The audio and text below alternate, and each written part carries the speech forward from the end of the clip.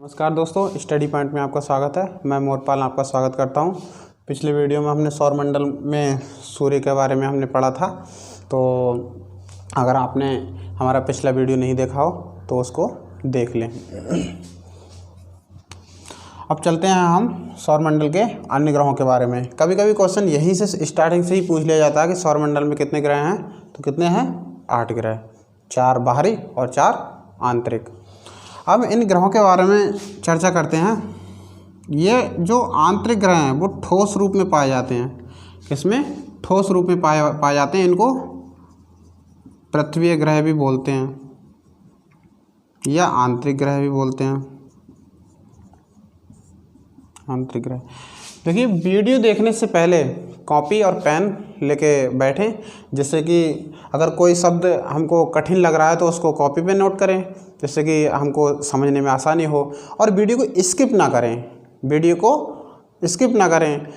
को पूरा देखें, 2 से 3 बार पूरा देखें। जिससे कि कभी कभी क्या होता है कि अगर हमने स्किप कर दिया तो जो हमारा पढ़ाने वाले ने हमें पढ़ाया तो उसके वीडियो में क्या पता हमको एग्ज़ाम में लास्ट वीडियो से मिल जाए, क्या पता वीडियो के शुरुआत से मिल जाए, क्या पता वीडियो के बीच में से मिल जाए। तो इसीलिए वीडियो को स्किप ना करें, कृपया करके 2 से 3 बार पूरा देखें। अगर आपने अभी तक हमारे चैनल को सब्सक्राइब नहीं किया है तो कृपया करके सब्सक्राइब कर दें और बेल आइकन का बटन दबा दें, जिससे कि आपको सबसे पहले नोटिफिकेशन मिले। तो चलते हैं। जो अंदर के ग्रह हैं, इस तारकाय पट्टी के अंदर के ग्रह वो ठोस रूप में हैं, पृथ्वी के समान है, पृथ्वी ग्रह बोला जाता है और आंतरिक ग्रह भी बोला जाता है। इस जो तारकाय पट्टी है, ये छोटे छोटे बिंदुओं में लिया गया है। इस तारकाय पट्टी को, उसके बाहर के ग्रह को बोला जाता है गैसीय ग्रह, क्योंकि ये गैसीय अवस्था में होते हैं। गैसीय ग्रह या फिर बाहरी ग्रह या फिर बृहस्पति ग्रह। अब इन ग्रहों के नाम देखते हैं कैसे। सबसे पहला ग्रह है जो सूर्य के नज़दीक में, वो है बुध। दूसरा शुक्र, तीसरा पृथ्वी, चौथा मंगल। और ये बीच की जो पॉइंट से हमने दर्शाया है, इसको बोलते हैं तारकाय पट्टी। और तारकाय पट्टी के बाद में बृहस्पति के बाद में शनि के बाद में अरुण के बाद में वरुण। ठीक है। अब इनका क्रम कैसे याद करें देखिए, और तो सब याद आसानी से हो जाते हैं, लेकिन इनमें सबसे ज़्यादा कन्फ्यूज़न होता है अरुण और वरुण में, कि वरुण पहले था या फिर अरुण पहले था। तो हमने एक शब्द लिया है UN, यानी कि यूनाइटेड नेशन, आपने पढ़ा ही होगा। U का मतलब है यूरेनस अरुण और N का मतलब नेपच्यून वरुण। तो U अगर पहले आया है तो हमारा मतलब है कि अरुण पहले आया। UN यूरेनस और नेपच्यून, अरुण और वरुण। तो हमने ये लास्ट के 2 अच्छे से याद किए। अब चलते हैं कि इन चारों को और ये 2 बच्चे उनको कैसे याद करते हैं। तारकाय पट्टी है बीच में, 4 इधर हैं, 4 इधर हैं। तो हमने तारकाय पट्टी के नज़दीक में क्या है? बृहस्पति, और बृहस्पति के नज़दीक में शनि।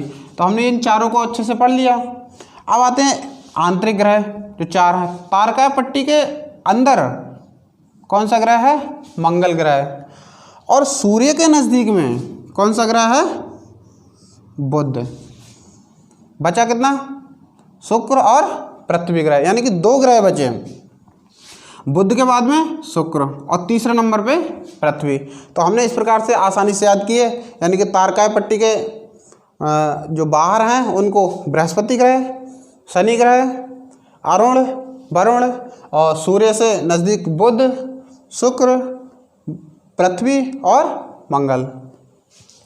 अब आइए, कुछ इन जो ग्रह हैं उनसे एग्ज़ामों में क्वेश्चन पूछे जाते हैं, उनके बारे में देखते हैं। सबसे पहले है बुध। चूँकि ये सूर्य का सबसे नज़दीक ग्रह है, सबसे नज़दीक ग्रह है, तो इसीलिए यह कम समय में, सबसे कम समय में यह सूर्य का चक्कर लगा लेता है। कितने समय में? मात्र 88 दिन में। और ये सूर्य निकलने से कुछ समय पहले ये दिखाई देता है। ये सबसे हल्का ग्रह है, सबसे हल्का एवं छोटा ग्रह है। इसका चुंबकीय गुण, इसमें चुंबकीय गुण है और इसमें तापांतर लगभग 600 डिग्री सेंटीग्रेड, यानी कि दिन का तापमान 450 डिग्री सेंटीग्रेड से लगभग में होगा और रात का तापमान -173 डिग्री सेंटीग्रेड के लगभग में होगा। इसका कोई भी उपग्रह नहीं है। इसकी जो कक्षीय गति है वो सबसे तेज है। अब चलते हैं शुक्र के बारे में। शुक्र, ये शुक्र है वो पृथ्वी के लगभग समान है, आकार में, घनत्व में, व्यास में लगभग ये समान है। इसीलिए इसको पृथ्वी की बहन बोला जाता है, यानी कि भगनी ग्रह, पृथ्वी का भगनी ग्रह बोला जाता है। सांझ का तारा,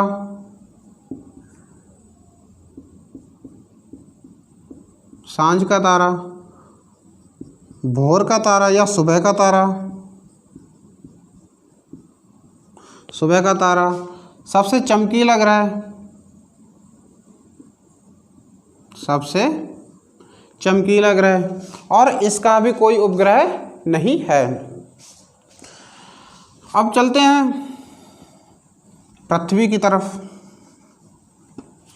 पृथ्वी, यह एकमात्र ग्रह है जहाँ पर जीवन है, जिस पर हम निवास करते हैं। यह अपने अक्ष पर 23.5 डिग्री झुकी हुई है और ये अपने अक्ष पर कोण कितने का बनाती है? 66.5 डिग्री का। ये अपने अक्ष पे झुकी हुई होने के कारण ये दिन और रात होता है।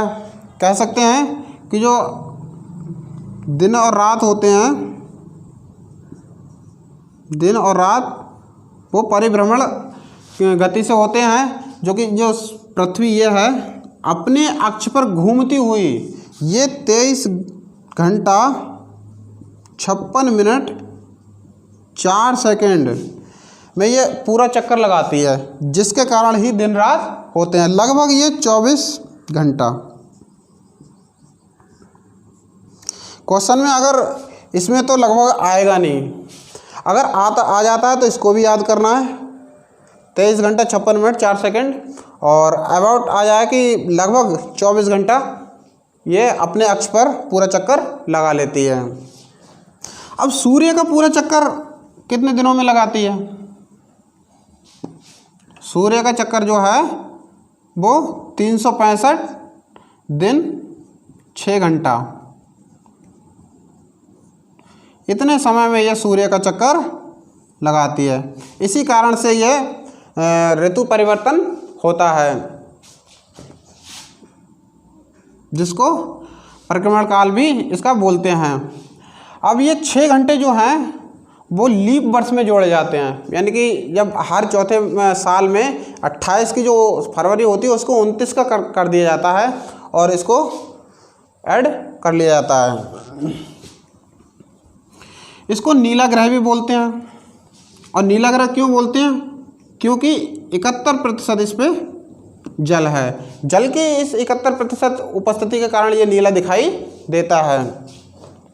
इसका एक अपना उपग्रह है जिसका नाम है चंद्रमा, जिसका नाम चंद्रमा। और इसका जो सूर्य के बाद में सबसे चमकीला ग्रह है वो साइरस है। और अब इस चंद्रमा के बारे में पढ़ते हैं। चंद्रमा को जीवाश्म ग्रह भी बोलते हैं, जीवाश्म ग्रह भी बोलते हैं। ये पृथ्वी की परिक्रमा, जो पृथ्वी सूर्य की परिक्रमा कर रहा है और चंद्रमा पृथ्वी की परिक्रमा 27 दिन 8 घंटे में लगाता है। इसका मतलब खुद का जो परिक्रमण काल और परिभ्रमण काल ये दोनों एक ही समय है, यानी कि अपने अक्ष पर भी ये इतने ही टाइम में घूम रही है 27 दिन 8 घंटे, और पृथ्वी का भी चक्कर ये 27 दिन 8 घंटे में लगा लेती है। इसीलिए क्वेश्चन में कभी कभी आ जाता है कि वह कौन सा उपग्रह है जो एक ही समय में, यानी परिक्रमण काल और परिभ्रमण काल जिसका एक ही है, वो कौन सा उपग्रह है? चंद्रमा। चंद्रमा की जो सतह का अध्ययन किया जाता है उसको सेलेनोलॉजी कहा जाता है। सेलेनोलॉजी। अब जो अभी हमने पढ़ा कि 27 दिन 8 घंटे में परिक्रमण और परिभ्रमण दोनों काल इसके एक ही होते हैं, तो इसी कारण से हम चंद्रमा के एक भाग को देख पाते हैं, लगभग 57% भाग को हम देख पाते हैं। ठीक है, अब चलते हैं मंगल के बारे में। मंगल के बारे में कुछ इसका जो झुकाव है वो 25 डिग्री है अपने अक्ष पे।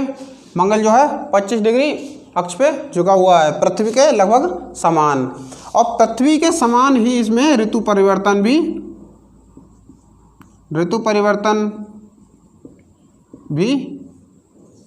होता है। तो इस पे अभी एक MOM भारत का जो मार्स ऑर्बिट मिशन था वो 5 नवंबर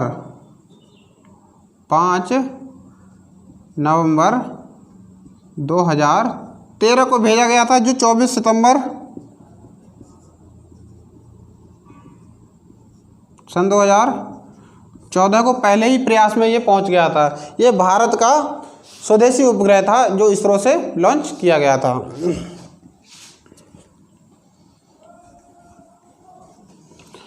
इस पे जीवन की कुछ संभावनाएं भी व्यक्त की गई हैं, और इसका जो एक पर्वत है,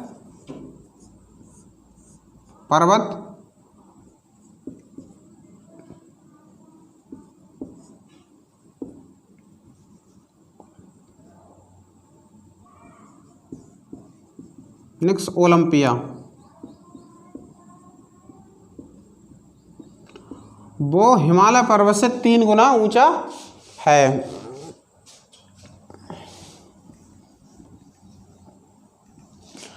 अब चलते हैं इसमें तारकाय पट्टी में। तारकाय पट्टी में जो है, जो ये तो अपने अस्तित्व हैं, इनके जो ग्रह हैं, इन ग्रहों के तो अपने खुद के अस्तित्व, लेकिन ये छोटे छोटे, यहाँ पर भी छोटे छोटे अणु के रूप में ये ग्रह हैं जो कि इनसे परिक्रमा कर रहे हैं। तो उनके बारे में जैसे कि धूमकेतु, पुच्छल तारे, ये सब इस तारकाय पट्टी में आते हैं। अब चलते हैं हम बृहस्पति की ओर।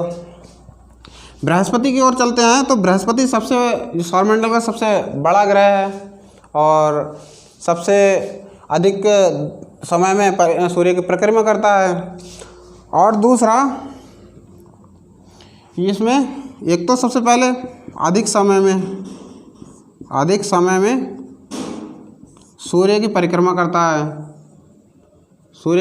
करता है। दूसरा, ये सबसे बड़ा ग्रह है। सबसे छोटा ग्रह कौन सा था? हमारा बुध। और सबसे बड़ा ग्रह कौन सा है? बृहस्पति। ठीक है, और इसके सबसे ज़्यादा उपग्रह भी इसी के हैं। अब चलते हैं शनि के बारे में। शनि के बारे में इसके चारों ओर एक बलय है जिस प्रकार से ये पीले की तरह पीला रंग दिखाई देता है इसका। ठीक है, और इसका उपग्रह है टाइटन। इसका उपग्रह टाइटन है। ठीक है, इसकी खोज 1665 में टाइटन की खोज 1665 में की गई थी। अब चलते हैं अरुण की तरफ। अरुण अरुण अरुण और शुक्र के बारे में हमने पढ़ा था कि यह सब तो चलते हैं, सब ग्रह तो चलते हैं पश्चिम से पूरब की तरफ, लेकिन ये दो शुक्र और अरुण चलते हैं पूरब से पश्चिम, पश्चिम यानी कि दक्षिणावर्त दिशा की ओर चलते हैं। ठीक है। और इस अरुण की जो खोज थी वो 1781 में विलियम हर्शेल ने की थी। इसके जो इसकी 9 बलें हैं उनमें से कुछ यहाँ पे जैसे कि अल्फ़ा,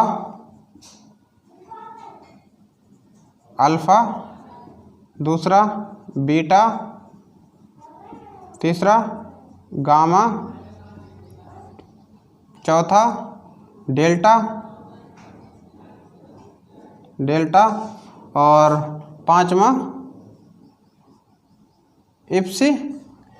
इप्सिलॉन। ये 9 बलों में से 5 बलें जो हैं वो ज्ञात हैं। अब चलते हैं वरुण की तरफ।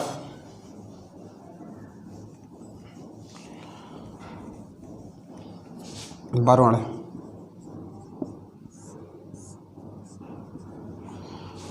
देखिए, वरुण जो की खोज जो है अभी हमने पढ़ा था अरुण को तो विलियम हर्शेल ने, लेकिन वरुण के बारे में 1846 में इसकी खोज जर्मन वैज्ञानिक जो है जोहान गाले ने की थी। ये हरे रंग का दिखाई देता है और इसमें मीथेन की उपस्थिति भी है। यह सूर्य से सबसे दूर का ग्रह है और सबसे नज़दीक का ग्रह कौन सा है? बुध। और शुक्र और अरुण में ये जो क्लॉकवाइज चलते हैं, यानी कि सब तो पश्चिम से पूर्व की ओर परिक्रमा करते हैं, लेकिन ये पूर्व से पश्चिम की ओर चक्कर लगाते हैं।